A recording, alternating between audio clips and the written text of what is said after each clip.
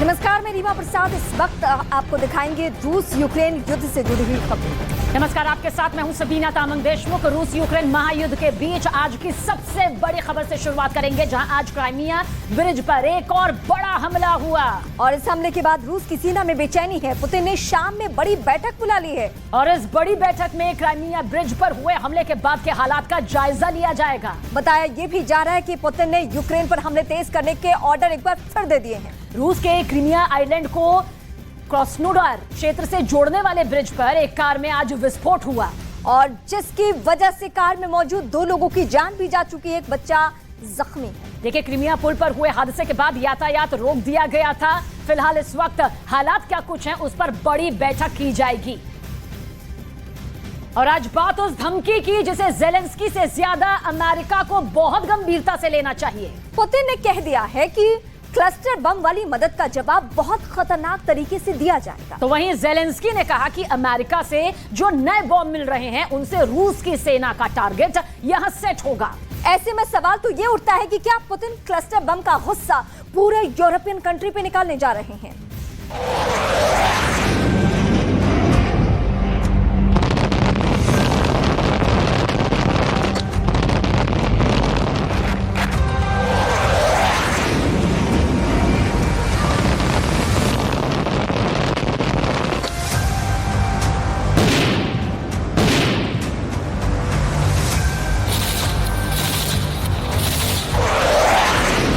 Cluster bomb ऐसे launch होता है और फिर अपने टारगेट के ऊपर ऐसे फटता है। बड़े बड़े धमाकों के बीच यूक्रेन के युद्ध में क्लस्टर बम की एंट्री हो चुकी है। जब से बाइडेन ने जेलेंस्की को क्लस्टर बम का तोहफा भेजा है, उसके बाद रूस के तेवर देखने वाले हैं, क्योंकि अब पुतिन ने दिखा दिया अपने क्लस्टर बम का गोदाम।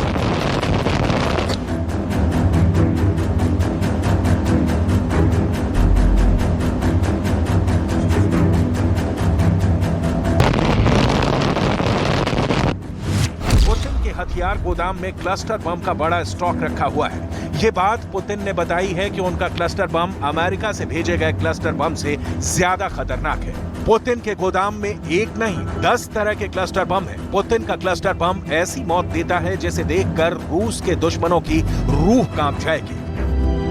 पुतिन ने बहुत साफ साफ शब्दों में कह दिया है कि उनके पास क्लस्टर बम का गोदाम भरा पड़ा है। ये बम रूस ने नाटो के लिए तैयार रखे हुए थे, लेकिन अब जेलेंस्की को अमेरिका से क्लस्टर बम मिलने के बाद पुतिन इस गोदाम का दरवाजा खोलने पर मजबूर हो गए। पुतिन के पास ऐसे सैकड़ों नहीं बल्कि हजारों बम हैं, जो कीव के साथ खार्किव को जलते हुए कब्रिस्तान में तब्दील कर सकते हैं। क्लस्टर बम अपने टारगेट को 98% मौत की गारंटी देता है, क्योंकि इस बम की नाकामी का रेट 2.5% से भी कम है। लेकिन सबसे बड़ा खतरा इन्हीं 2.5% वाले नाकाम बमों से होता है, क्योंकि यही दुश्मन के बाद वहां के आम लोगों की सबसे ज्यादा जान लेते हैं। Достаточный запас различного рода кассетных боеприпасов. Мы до сих пор этого не делали, не применяли, и у нас не было такой необходимости, несмотря на известную нехватку в определенный период времени, и у нас тоже боеприпасов, но पुतिन बता रहे हैं कि उनके क्लस्टर बम किसी से कम नहीं, बस इन्हें इस्तेमाल करने की अभी नीयत है। पुतिन के मुताबिक रूस के पास कई तरह के क्लस्टर बम, रूस ने इनको इस्तेमाल नहीं किया है। यूक्रेन में युद्ध के दौरान जब बम गोला बारूद कम भी पड़ गया, तब भी क्लस्टर बम इस्तेमाल नहीं किए गए।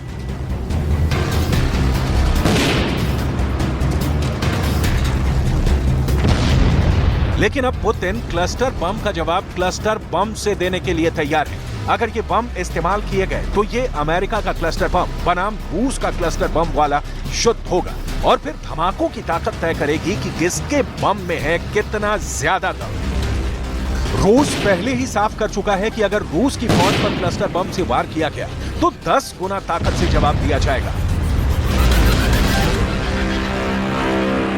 अब पुतिन की वार्निंग के बाद ये बात और पुख्ता हो जाती है कि जेलेंस्की को बचकानी हरकत से बचना होगा, नहीं तो रूस तो पहले ही वो बात कह चुका है जिसका ऐलान अक्सर रोडवेज की बसों में होता है, यानी सवारी अपने सामान की खुद जिम्मेदार होगी, और यही बात जेलेंस्की को समझनी होगी। В случае поставки Соединенным Штатам кассетных боеприпасов на Украину российские вооруженные силы будут вынуждены в качестве ответной меры использовать аналогичные средства поражения против вооруженных сил Украины. पुतिन के रक्षा मंत्री सर्गेई शोइगु ने भी वही बात दोहराई है जो उनके कमांडर इन चीफ का आदेश है, यानी क्लस्टर बम पर पुतिन का फोकस साफ है, वो किसी भी उलझन में नहीं है और इस पर वो बाइडेन को भी सबक सिखाना चाहते हैं। क्लस्टर बम बहुत ही खतरनाक हथियार माना जाता है। क्लस्टर बम पर 120 से ज्यादा देशों ने पाबंदी लगाई हुई है। इसकी बड़ी वजह समझने के लिए आपको क्लस्टर बम को समझना होगा। ये एक ऐसा बम होता है जिसके अंदर सैकड़ों छोटे छोटे बम होते हैं। ये अपने टारगेट के ऊपर एक निश्चित ऊंचाई पर खुल जाता है।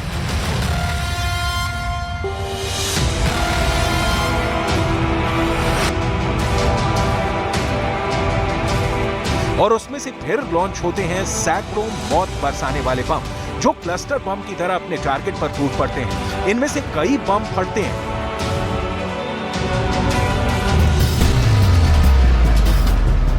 तो कई बिना फटे जमीन पर रह जाते हैं और यही वजह लोगों के लिए खतरा बन जाती रहा है।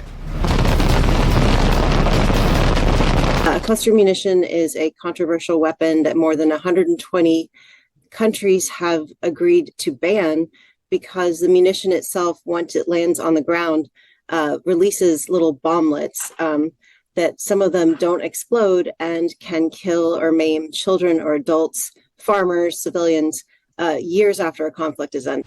ज़ेलेंस्की जानते हैं कि वो आग से खेल रहे हैं क्योंकि रूस से जवाब मिला तो उनके पास बचने का कोई रास्ता नहीं होगा क्योंकि तब ऐसे बम कीव में फटेंगे, खार्किव और ओडेसा में भी फटेंगे। पुतिन पूरे यूक्रेन में क्लस्टर बम की चादर बिछा देंगे। इसकी बड़ी वजह है ज़ेलेंस्की का क्लस्टर बम पर बयान।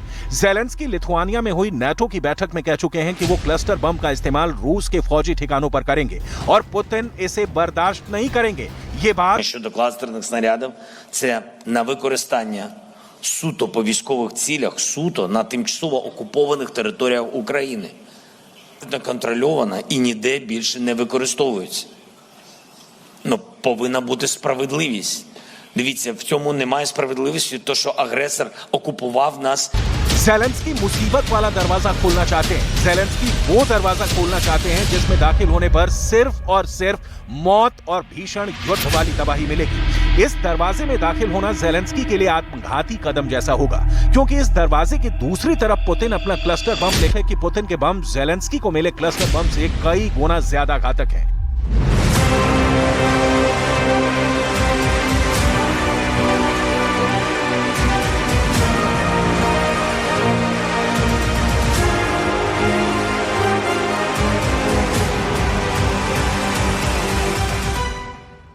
रूस अपने क्लस्टर बम का तहखाना पहले भी दिखा चुका है।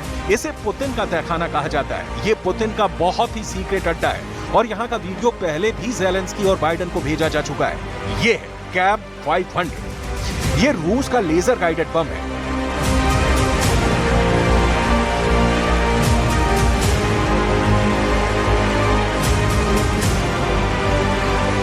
कैब 250। ये बम सैटेलाइट से गाइड किया जाता है। वजन है 250 किलो।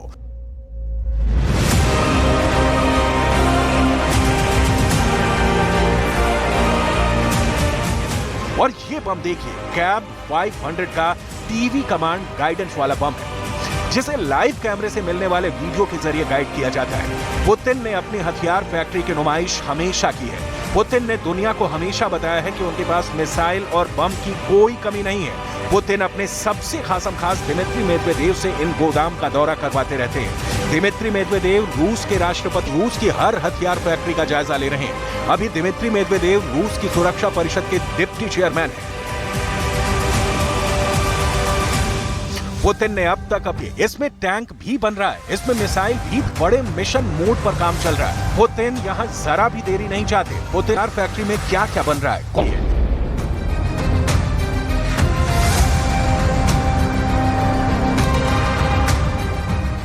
क्योंकि यहाँ का प्रोडक्शन रेट तय करेगा कि पुतिन का युद्ध कितने दिन चलेगा। पुतिन इस रेट को 100% वाली गारंटी से बरकरार रखना चाहते हैं। हथियारों का प्रोडक्शन बढ़ा और असलहा तेजी से तैयार हुआ तो पुतिन ज्यादा दिन तक युद्ध कर पाएंगे। हथियारों का प्रोडक्शन थमा और गोला बारूद कम तैयार हुआ तो पुतिन का युद्ध और उनका नेटो के खिलाफ एजेंडा औंधे मुंह गिर जाएगा। पुतिन को अपने हथियारों की फैक्ट्री की पल पल की अपडेट चाहिए। पुतिन की नजर फैक्ट्री के उत्पादन पर है। पुतिन की नजर हथियारों की लॉन्चिंग और उससे थर्राते यूक्रेन के शहरों पर भी है। पुतिन नहीं चाहेंगे कि उनका प्रोडक्शन रेट गिरे। वो नहीं चाहेंगे कि हथियारों की फैक्ट्री खामोश पड़े। पुतिन नहीं चाहेंगे कि यूक्रेन पर उनके हमलों की रफ्तार कमे।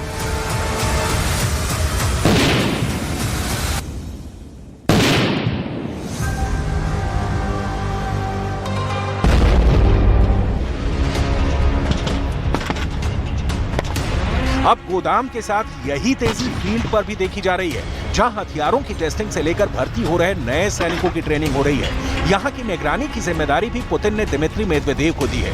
ये रूस का ओरेनबर्ग क्षेत्र है और यहां टैंक से लेकर एक इन्फेंट्री के जवान तक फौज की एक एक तैयारी का जायजा लेने मेदवेदेव खुद पहुंचे।